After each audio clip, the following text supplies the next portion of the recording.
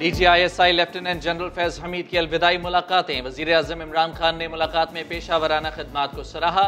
वजीर खारजा शाह महमूद कुरैशी भी lieutenant general Faiz Hamid की खिदमात के मोतरफ।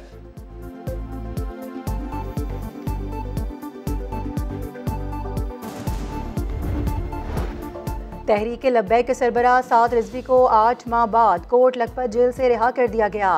साद रिजवी की रिहाई हुकूमत और TLP मुआहदे की रोशनी में हुई।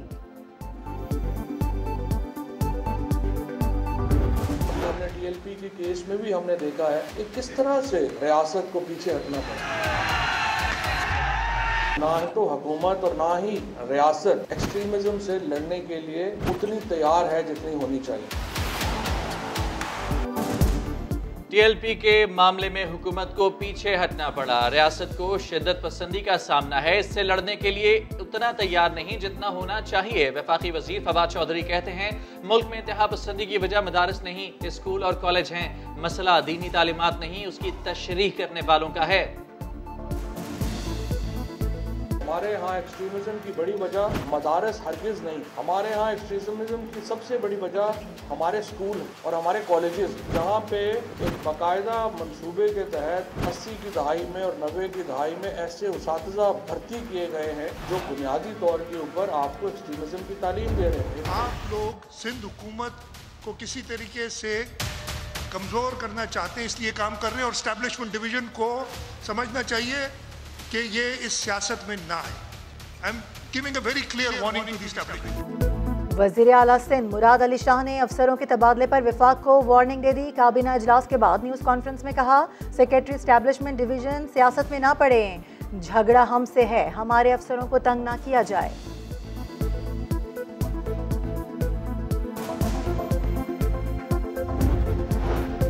आइंदा आम इंतखाबात में EVM का इस्तेमाल होगा या नहीं अभी कुछ नहीं कह सकते। इलेक्ट्रॉनिक वोटिंग मशीन के इस्तेमाल में चैलेंजेस दरपेश हैं। सेक्रेटरी इलेक्शन कमीशन की कौमी असम्बली की कायमा कमेटी कानून और इंसाफ को ब्रीफिंग। बताया इलेक्शन से पहले 14 मराहिल से गुजरना होगा। अभी तय करना बाकी है कि एक पोलिंग स्टेशन पर कितनी वोटिंग मशीनें होंगी।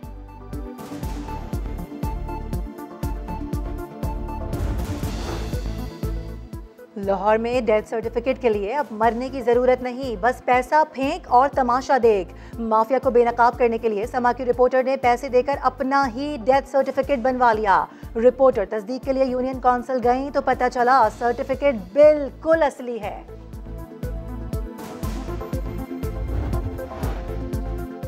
कराची में नाजिम जोखियो कत्ल केस में अहम पेशरफ्त। मकतूल के भाई ने जुडिशल मजिस्ट्रेट के सामने बयान में जाम अब्दुल करीम को बेकसूर करार दे दिया। कत्ल का जिम्मेदार जाम अब्दुल करीम ही है। मकतूल की बेवा का दो टोक बयान, कहा केस वापस लेने के लिए दबाव है मगर किसी सूरत पीछे नहीं हटेंगे। केस में दहशतगर्दी की दफात शामिल करने का फैसला फिर मुअख्खर। अवैस जोखियो समेत दीगर मुल्जिमान अदालती रिमांड पर जेल मुंतकिल। मुल्तान के महकमा वेस्ट मैनेजमेंट में 1 करोड़ रुपए से जायद की माली बेज़ाब्तगियों का इंकशाफ। सैकड़ों हाथ गाड़ियां और कंटेनर चोरी हो गए। महकमा एंटी करप्शन ने तहकीकात शुरू कर दी।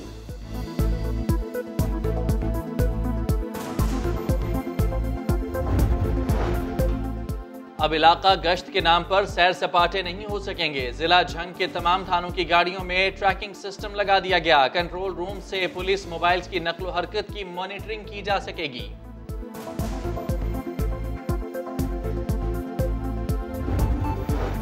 सियालकोट में बगैर लाइसेंस और रूट परमिट के मोटरसाइकिल चिंची रिक्शों ने ट्रैफिक का निजाम तबाह कर दिया। कम उम्र लड़कों ने रिक्शों को बेलगाम घोड़ों की तरह दौड़ाना शुरू कर दिया। ट्रैफिक पुलिस बेबस नजर आती है।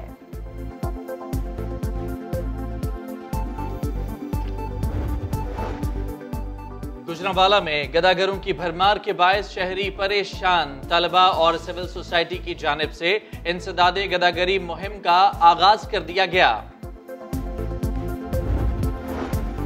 छोटे बच्चों में मोबाइल फ़ोन के इस्तेमाल का बढ़ता रुझान, वालिदैन परेशान। मोबाइल फ़ोन का ज़्यादा इस्तेमाल बच्चों में मुख्तलिफ बीमारियों को जन्म दे रहा है। माहिरीन कहते हैं मोबाइल के तेज़ सिग्नल्स बच्चों की सेहत और दिमागी नशोनुमा पर मनफी असरात डाल रहे हैं।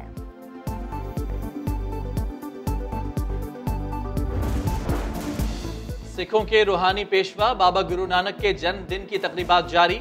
भारत के 18 रुकनी खुसूसी वफ्द की करतारपुर आमद। भारतीय पंजाब के वजीर आला और अहलिया भी यात्रियों में शामिल। पाकिस्तान से मिलने वाली मोहब्बत और मेहमान नवाजी भारतीयों के दिलों में घर कर गई।